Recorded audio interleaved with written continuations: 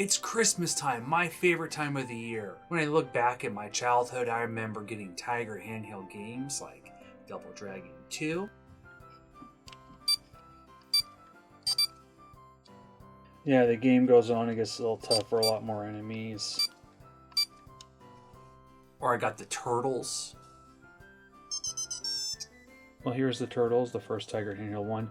Unfortunately, this one no longer works. Or Gauntlet. Well, look how dirty and nasty it is. It has that oxidation here. It's all yellow and gross. It's yellowed, but it still plays really well. You can choose between the Warrior or Valkyrie, as you see in the cover. You can't do the Wizard or Elf. I had wasted so many times on car rides playing this when I didn't have a Game Boy. Who could forget Ninja Gaiden 2? Game Talk. Now, out of Tiger handheld games, this one isn't really that bad.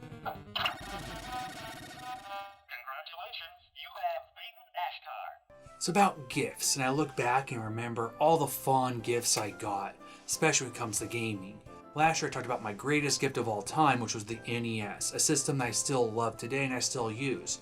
Well, we're going to talk about another system, one I don't talk a lot about. We're going to talk about the Sega Genesis.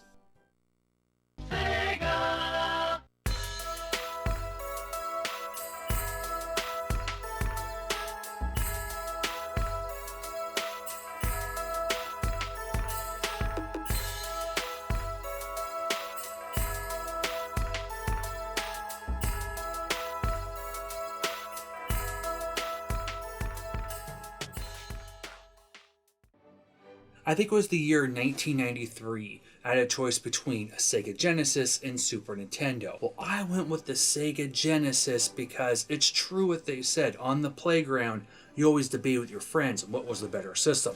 This had blast processing, and the Super Nintendo was a kiddie game. Now, I had several friends who had a Super Nintendo and several who had a Genesis, but the consensus was mostly this was for teenagers and big kids and adults. Super NES was for kiddies. I love the Super Nintendo, but I never had one until I was an adult. But I got this one for a birthday gift. I had a choice. I went with the Sega Genesis, because I didn't want my Mortal Kombat 2 being censored.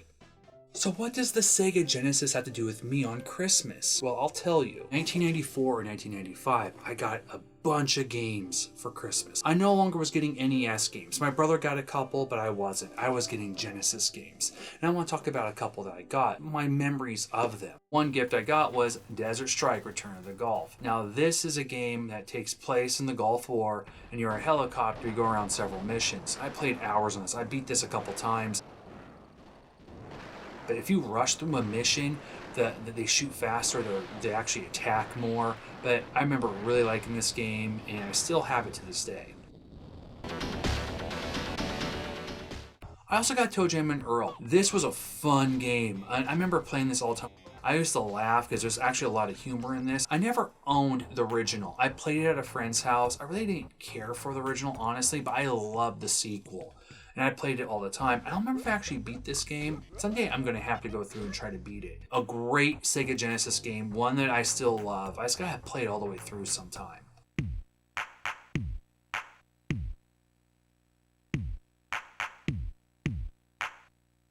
I also got WWF Royal Rumble. Now, this has a different roster than the Super Nintendo version. I love this version over the Super Nintendo one. I used to play this all the time with my brother. We had this code, we're friends to the end, so we wouldn't attack each other to the very end of the game if we're playing a Royal Rumble. I played hours on this, and I still like this one. It's not the greatest wrestling game. I love WrestleFest over this one, but actually it's not a bad wrestling game. It's actually pretty good. Probably one of the better wrestling games, plus the Royal Rumble. So many great characters in this one. I love WWF Royal Rumble. What you gonna do, brother, when you play Royal Rumble this Christmas? 1, 2, 3. I want to talk about the X-Men's The Last Game. Now, this is a game I played a lot. Still love this game. It's still a pretty good Sega Genesis game. And you take a lot of place in virtual reality. And I remember getting to the end and going, how come I can't continue? Well, they didn't tell you in the instruction manual. Maybe they did. I gotta look. but you had to reset the Sega Genesis. They were being tricky, you know?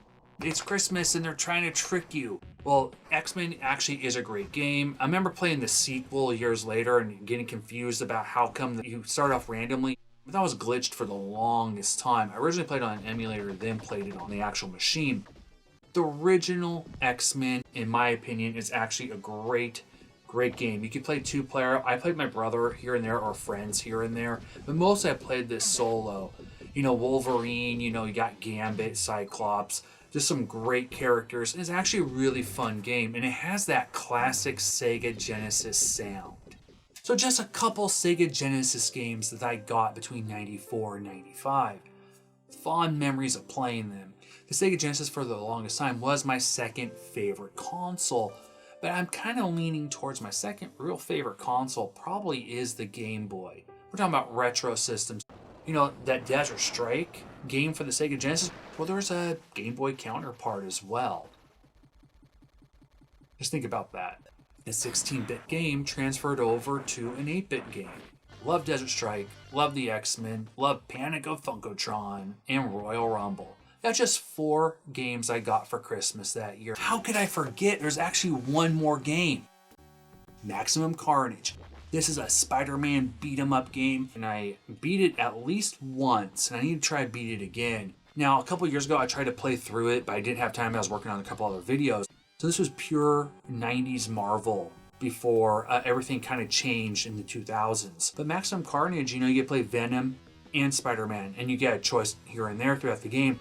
I usually went with Venom because he was stronger and this Venom was a bad guy, or was it anti-hero? Besides Mortal Kombat, that's one of the other games I had that was MA13. Before we go on to the rest of the video, here's something that happened in Home Alone. It's a Glitchmas Christmas. You haven't lived to try to beat Home Alone. I beat it every year in December. It usually takes 20 minutes if you exploit one glitch. Well, I accidentally found another glitch. Talked about this last year, but I wish I recorded it. Every year around this time, I try to beat Home Alone. I wish I would have captured the footage. There's a glitch you could do. I talked about that in my old I'll Be Home for Christmas video, and I reviewed a few. Here's what you do. You place a trap on the left side of the stairs going outside the house. Once either Jolly Green Giant or the big red one falls, quickly climb up the second floor once they stand up, and they'll be trapped there for the rest of the game. Well, it was weird. Harry was stuck here, and Marv was stuck in these stairs here for 20 minutes. It was just a glitch, and I didn't have to do anything. Well, this time I paused and I started recording, and I was having trouble with the glitch for some reason. It wasn't working no matter what I did, and finally it kind of started working, so I got the glitch to work. But then I accidentally glitched another spot, because usually I do it with one, wet bandit chasing you around. Well, I accidentally got both of them stuck again. So here he is stuck on this stair, and the other guy stuck on here. So while you playing Cyberpunk or whether fancy modern game, I'll be sitting around not doing anything for 12 minutes beating Home Alone.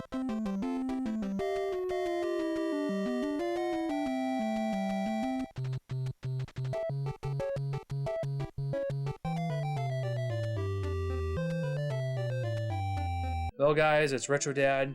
Merry Glitchmas.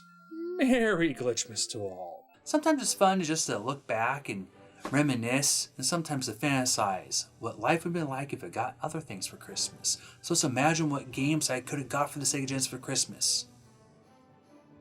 Oh, that's a good one. Ooh. Yeah. Oh, yeah. Oh, that's a good one.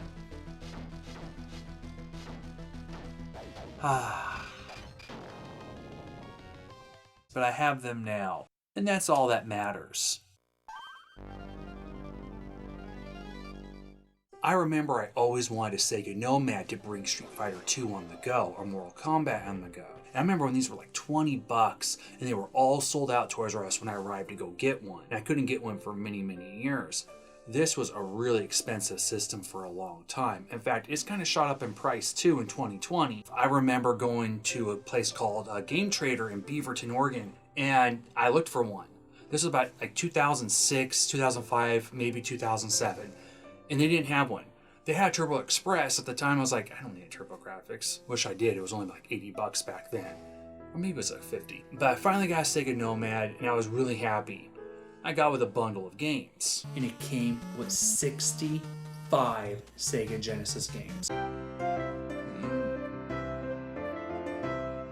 So guys, that was 5 Sega Genesis games I got in like 94, 95. And the Sega Genesis lasted till 1997. And after that, it was a completely different system for me, the PlayStation. It might not be my greatest gift, but I do have fond memories of playing the Sega Genesis. And I have fond memories playing with friends and family and just memories. And that's what's about the holidays that I love. It's about memories. And even those Tiger handheld games talked about in the beginning, every once in a while, I'll play them, like maybe like once in a blue moon, I'll bring them out and go, why am I playing this? The Ninja Gaiden one isn't as bad? Is it good? It's up to you guys.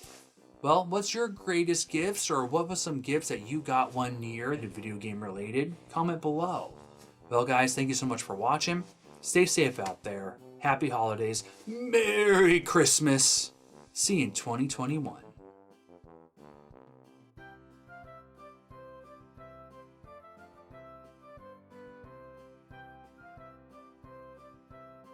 Or this one. Wait a minute, I did get this for Christmas.